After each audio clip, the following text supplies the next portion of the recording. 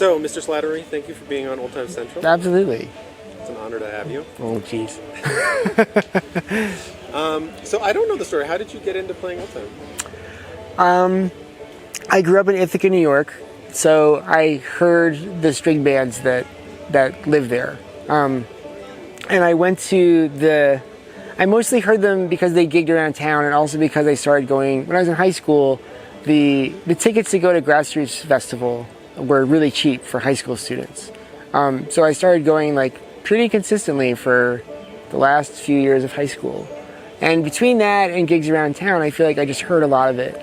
And I was really intimidated by it. I was a classically trained violinist. I'd started when I was 4. But like I found watching fiddle players to be totally bewildering. And I just kind of assumed that I wouldn't be able to do it. It just looked too hard. And then I went to college, and a friend of mine who was also from Ithaca went to the same college. This is in Williams, in the corner of Northwest Massachusetts. And he decided that he wanted to learn to play the banjo. And he was like, do you want to learn to play fiddle? And I was like, yeah, sure. And so we already knew what we wanted to sound like. We basically wanted to sound like the Horseflies. Okay. Yeah, that was it. Yep. So we hacked away at it for about a year and realized we sounded terrible. And then we both got lessons from the respective people in the Horseflies about what they were doing. So I took a lesson from Judy Hyman, who in an hour and a half kind of showed me, like, it's easily still like 85% of the bowings that I still use now. Okay. Like, and she kind of said, like, I can show you everything in a really short period of time, and it's just going to take you a really long time to digest it all. And I was like, that sounds fine. Yeah. And that turned out to be true. So I took a lesson from her, and then a year and a half later, I took another lesson because I had questions about how to stitch together some of the ends of phrases of things. I was like, how do you work this into the style? And she showed me. And then she was basically like, you should just go out and play now.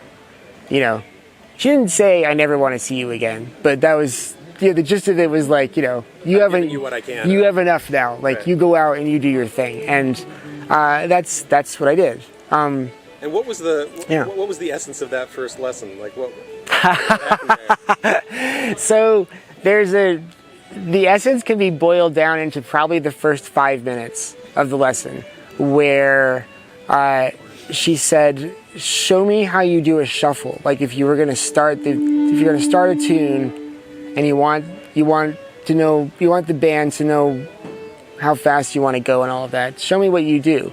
So I did my shuffle, which was just this dee dee dee dee dee dee dee dee dee. Like, that's as far as I'd gotten in even thinking about it that way. And she said, okay, like, that's fine, but here's what my shuffle sounds like. And it was that, like, like the thing that I wanted. Right. And I taped the lesson. I've lost the tape since then, but like the next day I was listening to the lesson, and there's this laugh I give that's basically like, I'm screwed. Like, I don't know how she's making that noise. And she was as clear, she was 2 feet away from me showing me this. And I was looking at her bow going like, I am mystified at how you were making this sound. But I wanted it so bad. And that was it. I plugged away at it until I don't sound like her, of course. Like, we all sound like ourselves. Right. But like, I just plugged away at it until I had the rhythm that I wanted. Right. And it was really like, I just remember the first couple months of figuring out how to apply what she showed me. It was just, my brain was completely fried. And then it just started to get a little easier. And for a long time it was like really mechanical, but I could do it. Right. And then maybe in my mid-20s, something kind of clicked. Sure. And suddenly I wasn't thinking about the patterns anymore, and I was just able to play, and then play with the patterns. And then you'd say, like, that's the other 15%. Right. There are a couple of rhythmic things I wanted to be able to do that weren't in the style as I knew it at the time, and I started just figuring out stuff on my own. But there's not a lot. Like, there's surprisingly little of all of that. I mean, it's much closer to that first lesson, I think, than it sounds now. You mean the toolbox is relatively small. It's just about figuring out what to do with it. Yeah, it's a lot of recombining of things I've known for a long time and just figuring out new ways to recombine them. Right. You know, because I always want the rhythm to be good, and like, you know, some rhythmic ideas are like not good. Like you could do a bunch of different variations, but like some of them will be kind of bad. Right. Sure. Yeah. You know, so you eventually figure out which rhythms you like, and then it sort of becomes this game about like, how can I? The last 10 years have been more about how to communicate what I want to other musicians. Like it's not so much about refining my own style as it is about being able to somehow deliver instructions musically that like, and make space for everybody else to play, because I like the whole like fully participatory band where like everybody's doing something pretty interesting. Right. And so like the mission has been mostly to like make space. Right. But still do the job that the fiddle player needs to be doing. Like you do get all the structure in place so that people feel like they can roam around and do the things they want to do. Right. Because like that's what I'm here for. Like I'm not here to like show people how to play. I want them to play. Right. Yeah. You know, and I want to have a conversation, and I want to like build something we haven't built before, and I want to hear things I haven't heard before. Right. Right. That's the name of the game. The rhythm is also, like, the rhythmic sensibility that you focus on doesn't fit with all other old-time styles. No, it doesn't. And so is that part of the communicating with other musicians? Yes. Like, we're trying to do this. For sure. And it's like, that's also part of it. Like, if I'm not the person leading the thing, then my job is to fit into whatever is going on. And that's been really fun. I mean, like really, really fun. Right. I think like the best example of this is like I've been playing with Harry Bullock for 20 years, and he has a completely different fiddle style than I do. We talk about this all the time, that like it's actually pretty amazing that we even play together at all in some ways.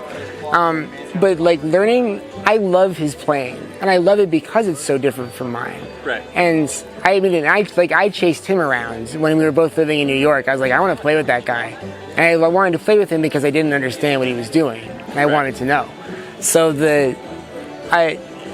figuring out how to play with him has been like one of the great musical joys of my life. You know, where you go like, I have this style on banjo, and it doesn't fit with what he usually with what he likes to do. So, but I've learned so much by figuring out how to play well with him and how to give him what he needs as a fiddle player.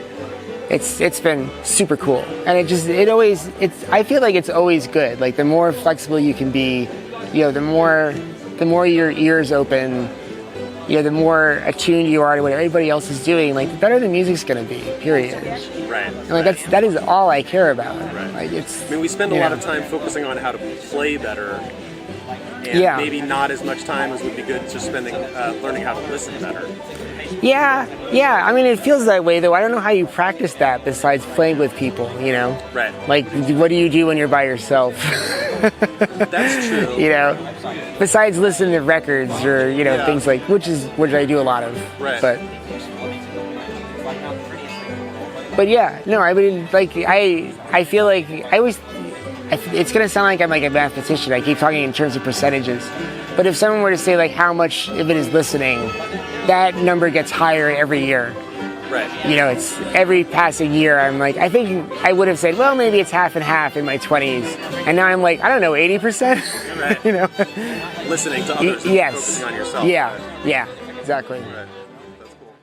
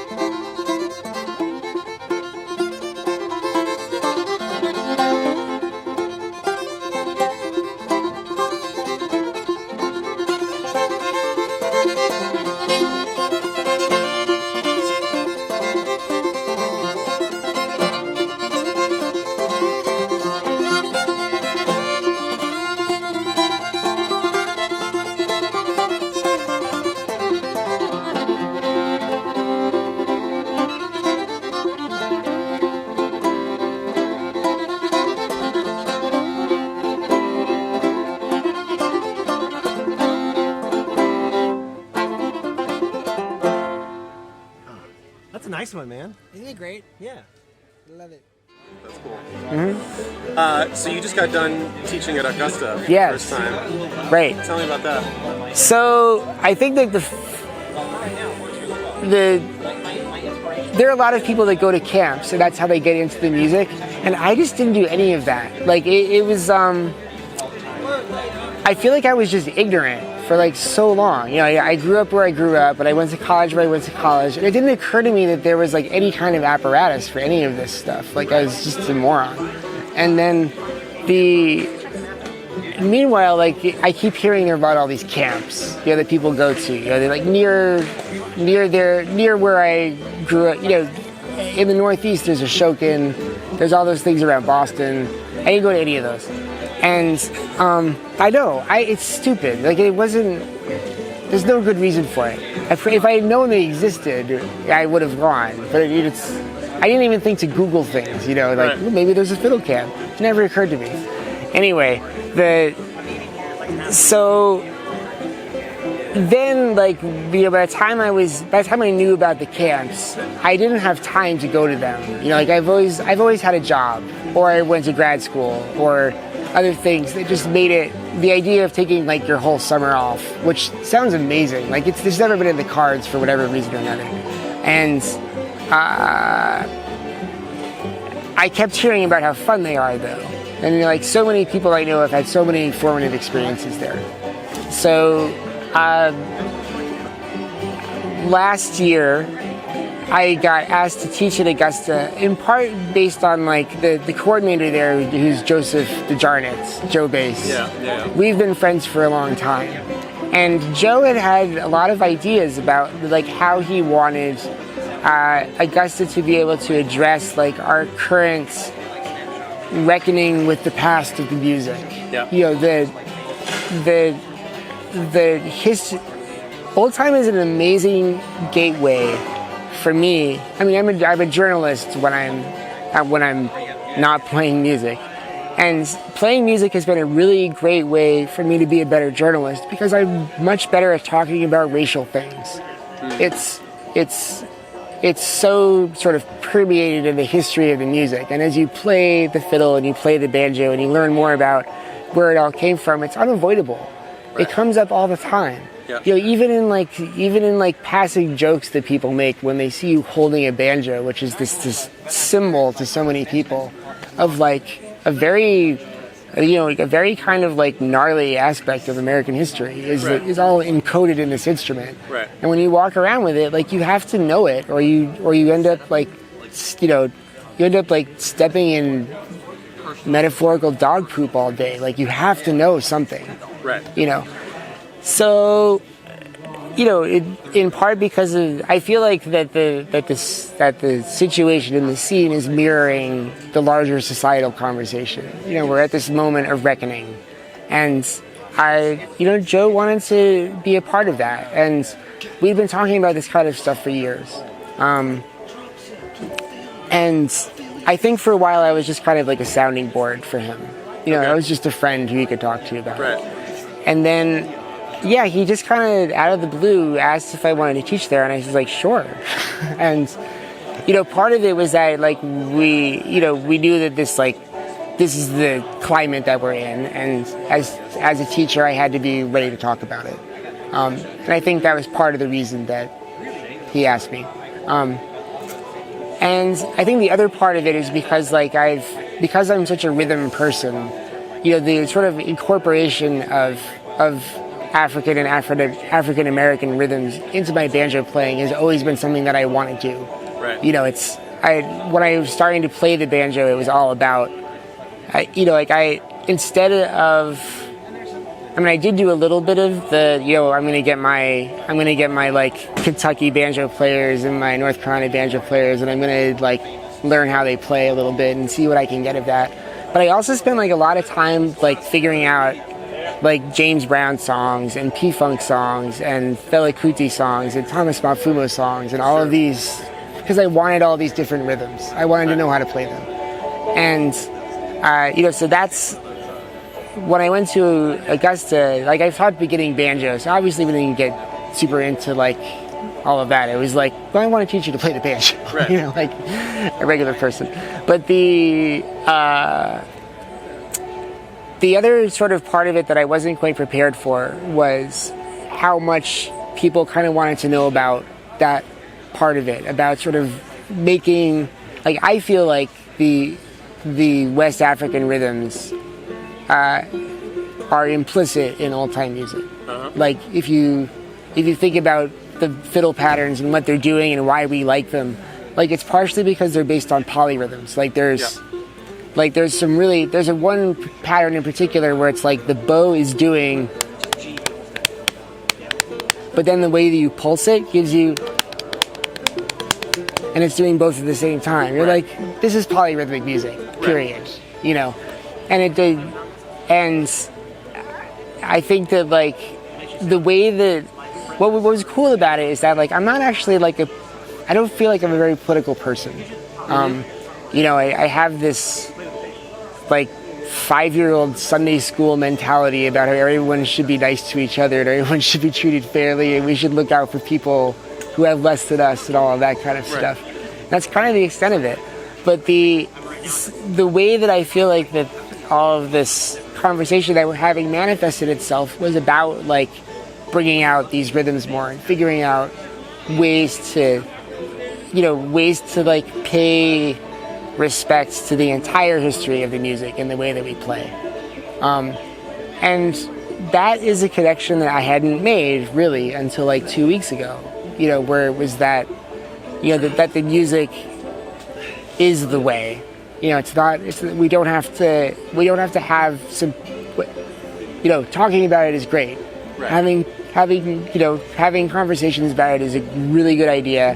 You know, yes, write articles, do everything. Yeah. But that, like, in the end, like, part of it is about playing in a different way, and playing in a more sort of like thoughtful, conscious way. Right. And that part is this 2-week-old idea. You know, my brain doesn't work as fast as it used to. But that's kind of where I'm at right now, is figuring out, like, how to dig even deeper into that and play in a way so that all of those, like, the sort of musical debt that I feel like I owe to all of these musicians who came before me can come out in the way that I play, that also suggests a way to move forward. Right. You know, that feels like a very cool and powerful idea. Right.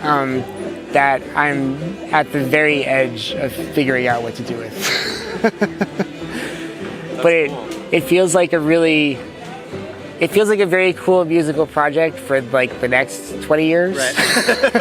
That's good. You know, it doesn't feel like something that you're gonna, you know, that can be figured out overnight, nor do I want to. Sure. It's just, but it's fun to be interviewed right now because I feel like I'm turning a corner and I don't know what is on the other side of it yet. Right. So that's cool. It is. It's neat. It's neat. I've never sort of felt the weight of the music more, or been sort of more hopeful about it than I am right now. And I think for a while I thought that those two things were somehow separate. That like to move forward, you have to somehow somehow escape the past. Right. And I think the big thing has been realizing that, like, maybe the way forward is to dig, like, really, really deep. Like, you think, like, maybe if you keep digging, you break ground and there's open sky below you. Right. You know, digging into the ego and then eventually finding that there's nothing there. Yeah, and that's the point where, like, okay, you know, now we're moving forward. Right. And that's cool. Right. Yeah, I mean, one question I have is why, of all the things that you could spend your time on, why spend so much time playing old time? But it sounds like that's part of the answer already. Well, and then, like, I mean, the other two sort of more, I mean, because I don't sit around going, like, you know, I'm going to solve America's problems by playing the banjo. Right. You know? The biggest reason, of course, you play all the time is that, first of all, is that I it's the people that I play with that like I love playing with them and I love them, and the more time I get to spend with them, the better. But then even beyond the people, like the music itself is like the best drug I can think of. Like I play all different styles of music as many as I can. Like at home I play a lot of like swing, and I play a lot of jazz, and I play a lot of Eastern European music, and I love all of it. But like none of them quite give me this like fix the way that fiddle music does. Right.